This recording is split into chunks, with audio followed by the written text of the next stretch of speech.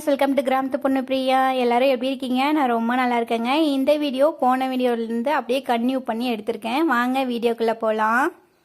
போன வீடியோலேயே பார்த்துருப்பீங்க, மருந்து மிஷின் வந்து கொங்கனாவரம் போய் எடுத்துகிட்டு வந்தோம் இல்லைங்களா? எடுத்துகிட்டு வந்த உடனே ட்ரெஸ் எல்லாம் ஊற வச்சுருந்தேங்க. அதை எல்லாமே துவைச்சி போட்டாச்சு. மாமா வந்து நெல்லங்காட்டில் களை எடுக்கிறதுக்காக போயிட்டாங்க. துணியெல்லாம் துவைச்சி போட்ட உடனே சாப்பிட கூட இல்லைங்க. ஆடு ஓட்டிட்டு காட்டுக்கு வந்தாச்சு. பாதி வீரை தான் ஆடு வந்து நம்பி இருந்துச்சு. சரி கொஞ்ச நேரம் போய் மேய்ச்சிட்டு வந்துடலாம் குட்டி போய் வரத்துக்குள்ளன்னு சொல்லிட்டு ஆடு வந்து ஓட்டிட்டு போயிட்டேங்க. குட்டி போய் வந்து பேபி ஸ்கூல் தான் போகிறான். 3 மணி 3:30 வந்துடுவான். அதுக்குள்ளே போய் ஆடு மேய்ச்சிட்டு வந்துடலான்னு சொல்லிட்டு வந்தாச்சுங்க. ஆடு மேய்ச்சிட்டு வீட்டுக்கும் வந்துட்டேன். வீட்டுக்கு வந்தோடனே கோழிக்கெல்லாம் இறை வந்து வச்சாச்சுங்க. கோழி வந்து இறை சாப்பிட்டுட்டு இருக்கு. காலையில் ஒரு டைம், சாயங்காலம் ஒரு டைம் பெரிய கோழிக்கு வந்து இறை வைப்பேங்க. சின்ன கோழிக்கு மட்டும் இன்னொரு டைம் வந்து இடையில வைப்பேன். மாமா நல்லங்காட்டில் களையெல்லாம் எடுத்துட்டுங்க வீட்டுக்கு வந்துட்டாங்க. வீட்டுக்கு வந்தோடனே பேரண்ட்ஸ் மீட்டிங் இருக்குதுன்னு சொல்லியிருந்தாங்க குழந்தைங்களுக்கு. அதுக்காக ஸ்கூலுக்கு போயிருந்தாங்க. ஸ்கூலுக்கு போயிட்டு வந்த உடனேங்க நல்லங்காட்டுங்க உரம் போடுறதுக்காக மாமா எல்லாம் எடுத்து வச்சுட்டு இருந்தாங்க. யூரியா வந்து 20 கிலோங்க, பவுளத்தூள் வந்து 10 கிலோ, வேப்பங்கொட்டை புண்ணாக்கு வந்து 2 கிலோங்க. இது எல்லாமே ஒட்டுக்கா போட்டு கலந்து காட்டு கொண்டு போய் விதைக்கணுங்க. குழந்தைங்களாம் ஸ்கூல் போயிட்டு வந்துட்டாங்க. குழந்தைங்க ஸ்கூல் போயிட்டு வந்ததுக்கப்புறம் எங்கள் வீட்டில் ஒரே அடமாக தாங்க இருக்கும். நம்ம வீட்டில் 3 குட்டீஸ் இருக்கிறதுனாலங்க கொஞ்ச நேரம் எல்லாரும் சேர்ந்து நல்லா ஜாலியாக விளையாடுவாங்க. அதுக்கப்புறம் எதுக்காவது ஒன்று சண்டை வந்துடுங்க.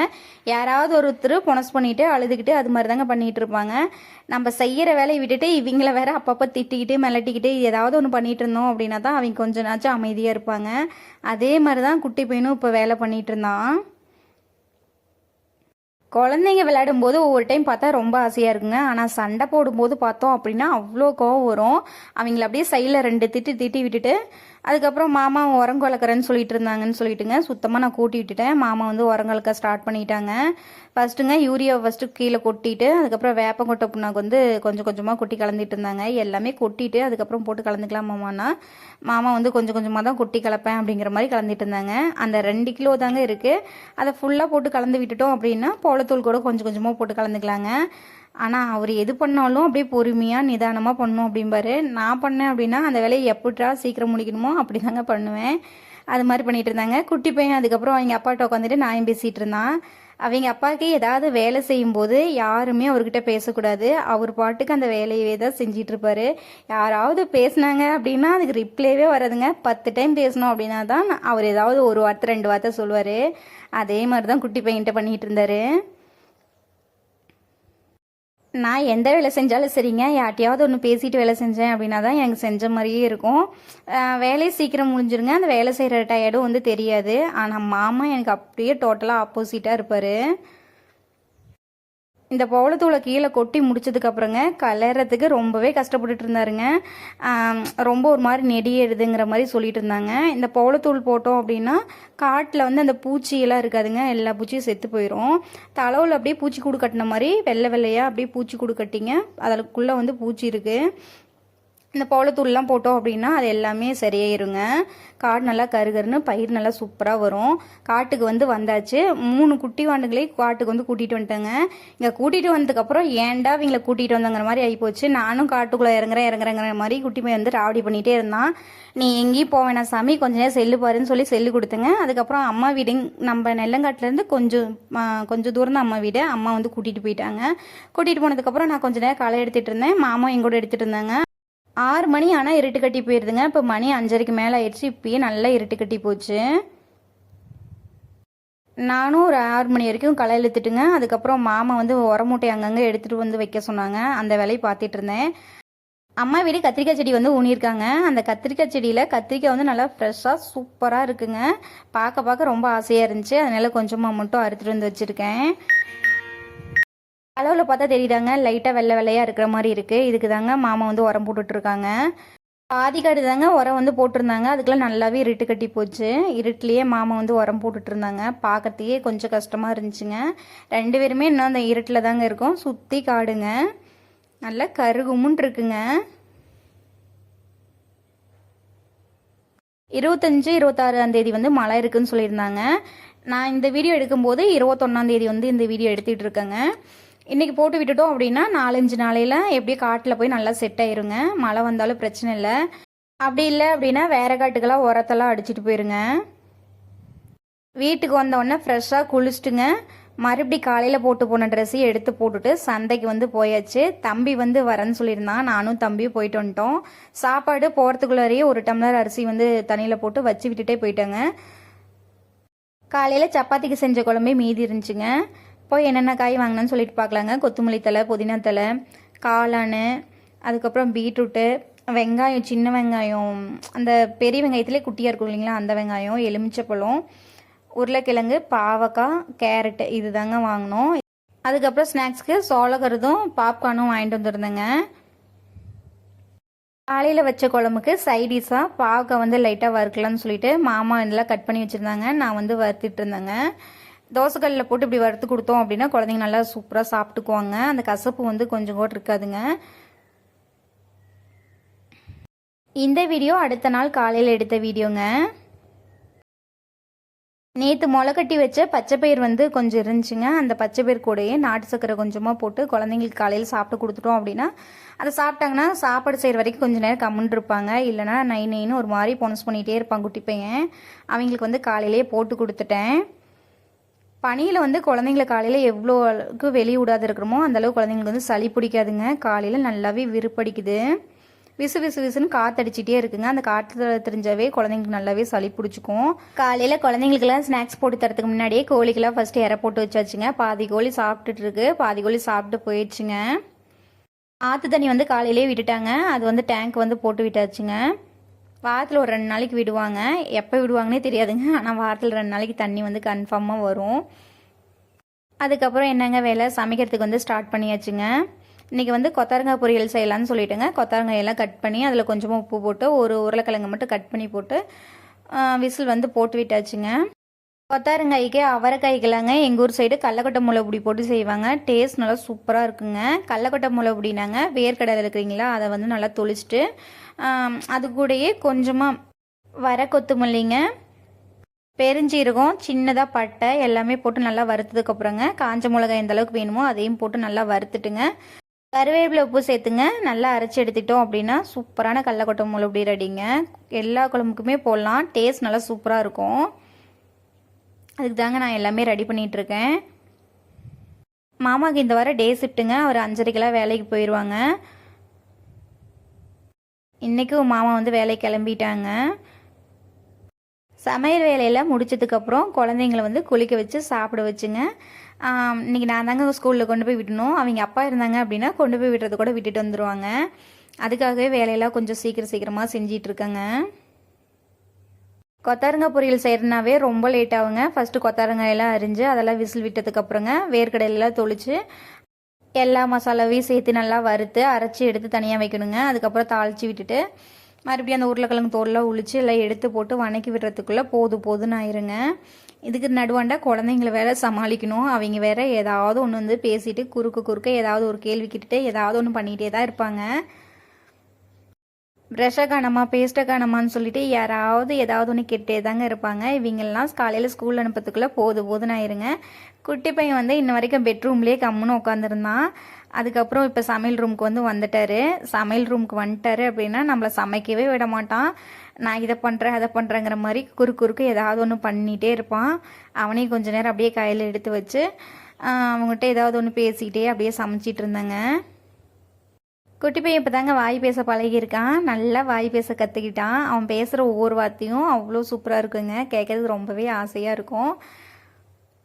அத்தை வந்து காலையிலே களி கிளறி இருப்பாங்களாட்டிருக்குங்க. கொஞ்சமாக கொண்டாந்துருந்தாங்க. களியும் வேர்க்கடலை சட்னியும் கொண்டாந்து கொடுத்துருந்தாங்க. அதை பார்த்தது எப்படா சாப்பிடுங்கிற மாதிரி பசி எடுத்துடுச்சு.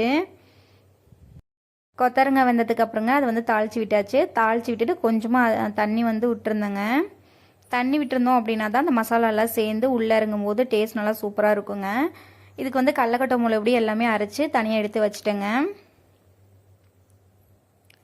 இது சேர்த்தோம் அப்படின்னா தான் காரம் வந்து குழம்புல நல்லா இறங்கும். அதனால இப்பயே சேர்த்துட்டேங்க. சேர்த்துட்டு நல்லா கிளறி விட்டுட்டு ரொம்பையும் வரன்னு வணக்கிட்டு கொடுக்காதுங்க, நல்லா இருக்காது. லைட்டாக அப்படியே தண்ணி இருக்கிற மாதிரி வணக்கி விட்டு எடுத்தோம் அப்படின்னா சூப்பரான அவரைக்காய் பொரியல் ரெடிங்க. கூடவே மோர் வந்து அடித்து வச்சுட்டேன். இதுதாங்க இன்னைக்கு காலையில் எங்கள் வீட்டில் சாப்பாடு. சமையல் வேலையில் முடிச்சதுக்கப்புறங்க குழந்தைங்களையும் ஸ்கூல் கிளப்பி விட்டு கொண்டு போய் விட்டுட்டு வந்தாச்சுங்க. வீட்டுக்கு வந்தோடனே நேற்று தலை குளிச்சதுனால எண்ணெயே வைக்கலைங்க. தலை குளிச்சுட்டு ஒரு நாள் விட்டு அடுத்த நாள் எண்ணெய் வைக்கல அப்படின்னா தலைவலி வந்து பயங்கரமாக பிடிச்சிக்குங்க. அந்த தலைவலி வந்து வார்த்தையில் சொல்லவே முடியாது. அந்த அளவுக்கு தலை வந்து வலிக்க ஆரம்பிச்சிரும். அதுக்குள்ளே நாம்ளே தலைக்கு வந்து எண்ணெய் வச்சுக்கலான்னு சொல்லிட்டுங்க இன்றைக்கி நானே முந்திட்டேன். ஃபஸ்ட்டு தலையில் இருக்கிற அந்த 1-2 சிக்கெல்லாம் எடுத்து விட்டுலாங்க. சிக்கோட எண்ணெய் வச்சோம் அப்படின்னா எண்ணெய் வச்சு முடிச்சுட்டு சீப்பை போட்டு சீவும்போது அந்த முடியெல்லாம் அப்படியே வேறு வேறாக வந்துடுங்க. அதனாலங்க எப்பயுமே தலை குளிச்சுட்டு ஆயில் அப்ளை பண்ணிவிட்டு அதுக்கப்புறம் சீப்பை போட்டு சீவாதீங்க. அப்படி சீனிங்க அப்படின்னா தான் முடி வந்து வேறு வேறாக வரும். இப்படி நல்லா சிக்கை எடுத்து விட்டதுக்கப்புறம் ஆயில் வச்சு நல்லா மசாஜ் பண்ணி கொடுத்தீங்க அப்படின்னா முடியும் நல்லா ஸ்ட்ரென்த்தாக வளருங்க. நம்ம சப்ஸ்கிரைபர் ஃப்ரெண்ட் வந்து கேட்டிருந்தாங்க அம்மா வந்து தலை சீவ சொல்லி ஒரு வீடியோ போடுங்கன்னு சொல்லிட்டு. அம்மாவுக்கு வந்துங்க சோசியல் மீடியாவில் வீடியோ போடுறதெல்லாம் சுத்தமாக பிடிக்காதுங்க. யூடியூப்பில் நான் சேனல் வச்சுருக்கேன் அப்படின்னு சொல்லி அம்மாவுக்கு வந்து தெரியாது. நான் வந்து இன்னும் அம்மா கிட்ட சொல்லலைங்க. இது வந்து நல்லா பாப்புலர் ஆகி நல்ல சேலரி வாங்கணும் அப்படின்னா அம்மாக்கிட்ட சொன்னோம் அப்படின்னா ரொம்ப சந்தோஷப்படுவாங்க. எங்களுக்கு பிடிக்கலனா கூட ஏதோ பிள்ளை சம்பாதிக்கிறா அப்படிங்கிற மாதிரி கூட ஒரு தைரியமாக இருப்பாங்க. இன்னும் நம்மளுக்கு சேலரியெல்லாம் அந்தளவுக்குலாம் வரலைங்க. சேலரி வந்துச்சு அப்படின்னா சொன்னால் கூட சந்தோஷப்படுவாங்க. ஆனால் சேலரி வராத இப்போ 1 வருஷம் ஆயிடுச்சு, இன்னும் கஷ்டப்படுறா அப்படின்னு சொல்லி தோணுச்சு அப்படின்னா இதெல்லாம் ஏன் பண்ணுற அப்படின்னு சொல்லிட்டு ஒரு மாதிரி ஏதாவது சொல்லிட்டா எனக்கு ரொம்ப சங்கட்டமாயிருன்னு சொல்லிங்க இன்னும் அம்மா கிட்டே இதை பற்றி நான் ஷேர் பண்ணவே இல்லை. அம்மானா லைட்டாக கொஞ்சம் பயங்க. நம்ம ஜென்ரேஷன்லாம் அப்படி தான் இருந்திருப்போம். அம்மா கிட்டே ஏதாவது ஒன்று ஷேர் பண்ணுறது அப்படின்னாவே லைட்டாக பயமாக இருக்கும். எங்களை கஷ்டப்படுத்திடுமோ அப்படிங்கிற மாதிரியும் லைட்டாக ஃபீல் ஆகுங்க. அதனால தாங்க அம்மா வச்சு என்னால் இந்த வீடியோ வந்து பண்ண முடியல, சாரிங்க. அப்புறம் எப்படி நீங்கள் அம்மா வீட்டுக்கு போனால் வீடியோ எடுப்பீங்கன்னு சொல்லி கேட்பீங்க. அம்மா வீட்டில் போய் ஏதாவது ஜாலியான மூமெண்ட் இருந்துச்சுன்னா மொபைல் எடுத்து வீடியோ எடுப்பில்லைங்களா, அது மாதிரி நான் குட்டி பாப்பாவாக இருக்கும்போதுலேருந்தே அம்மா கூட விளையாண்டுட்டு பண்ணிகிட்டு இருந்தால் வீடியோ எடுப்பேங்க. அது மாதிரி வீடியோ வந்து கவர் பண்ணிக்குவேன். அம்மா வந்து ஏமாற்றணும், அம்மாவை கஷ்டப்படுத்தணும், இதெல்லாம் சொல்லாத மறைக்கணுங்கிற மாதிரி எண்ணம்லாம் இல்லைங்க. அம்மா கிட்ட சொன்னோம் அப்படின்னா அவங்க வந்து சந்தோஷப்படணும். அவங்க மனசை வந்து கஷ்டப்படுத்திகிட்டே இருக்கக்கூடாதுங்க. 1 வருஷமாக வீடியோ போட்டுமே அவங்களுக்கு சம்பளம் வரல அப்படின்னா அவங்களுக்கு ரொம்ப கஷ்டமாக இருக்கும். 1 வருஷமாக நம்ம பிள்ளை வீடியோ எடுத்து போடுறான், ஆனால் பிள்ளைக்கு வந்து இன்னும் சம்பளம் வரல அப்படிங்கிறப்ப அவங்க மனசுக்குள்ளே இருந்து லைட்டாக கஷ்டமாக இருக்குங்க. அது மாதிரி கஷ்டத்தை வந்து நான் கொடுக்கக்கூடாதுன்னு நினைக்கிறேன்.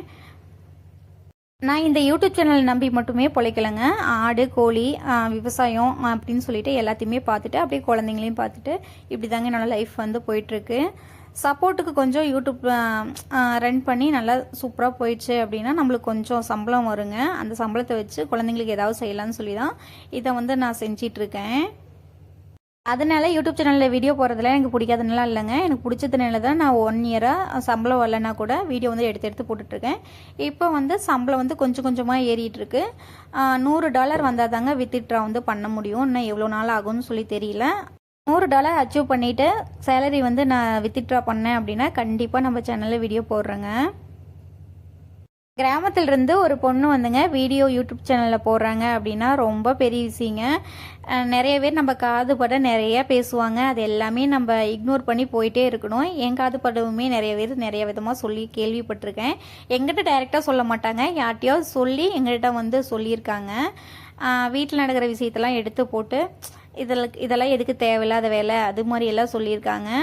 இருந்தாலுமே நம்ம அதெல்லாம் கொஞ்சம் இக்னோர் பண்ணிவிட்டு வீடியோ போட்டுகிட்டே இருந்தோம்னா ஒரு நாள் இல்லாத ஒரு நாள் கண்டிப்பாக அமௌண்ட் வந்து நம்மளுக்கு கிடைக்கும்.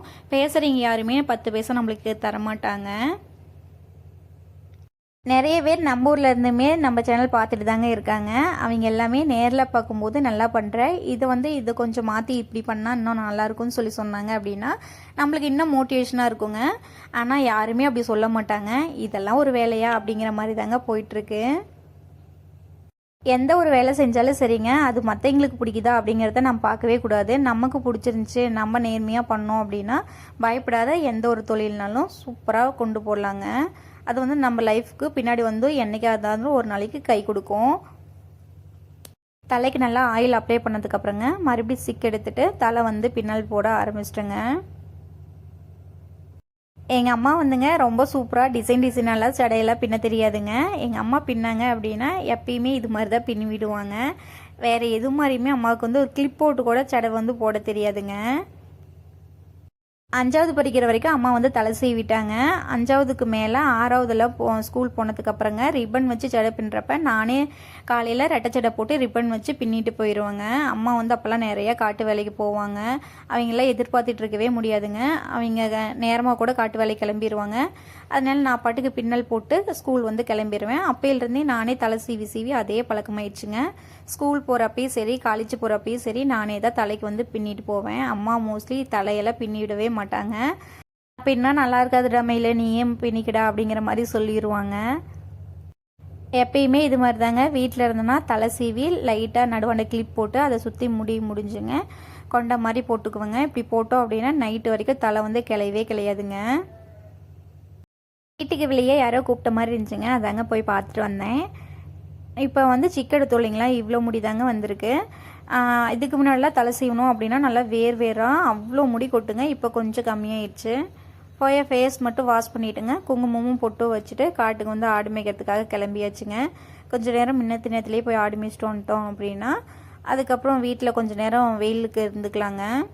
நம்ம போர்வெல் மோட்டார் இருந்துங்க ரிப்பேர் ஆயிடுச்சுன்னு சொல்லிட்டு கடையில் கொடுத்துருந்தாங்க. அவங்க வந்து எக்ஸ்சேஞ்ச் பண்ணி மோட்டார் வந்து கொண்டாந்து ஃபிட் பண்ணி விட்டுட்டாங்க. தண்ணி வந்து நல்லா சூப்பராக அடிக்குதுங்க. வெங்காயம் வந்து நடும்போதுங்க நம்ம காட்டு தண்ணி வந்து பத்தாத பக்கத்து காட்டில் இருக்கிற மாமா வீட்டு தண்ணி வந்து வாங்கி தாங்க வெங்காயம் வந்து நட்டோம். 2 போர் தண்ணி ஓடி தான் நம்ம காடு வந்து வெங்காயம் நட்டோம். எப்பயுமே ஒருத்தங்களை வந்து எதிர்பார்த்துட்டே இருக்க முடியாது இல்லைங்களா, அதனால தான் மோட்டார் வந்து மாற்றியாச்சு. இந்த வீடியோ உங்களுக்கு பிடிச்சிருந்துச்சி அப்படின்னா கண்டிப்பாக ஒரே ஒரு லைக் பண்ணுங்கள். லைக் பண்ணிங்கன்னா தாங்க நம்ம வீடியோ கொஞ்சம் முன்னாடி எடுத்துகிட்டு போய் காட்டும். ஓகே பாய்ங்க, நெக்ஸ்ட் ஒரு இன்ட்ரெஸ்டிங்கான வீடியோவில் பார்க்கலாம்.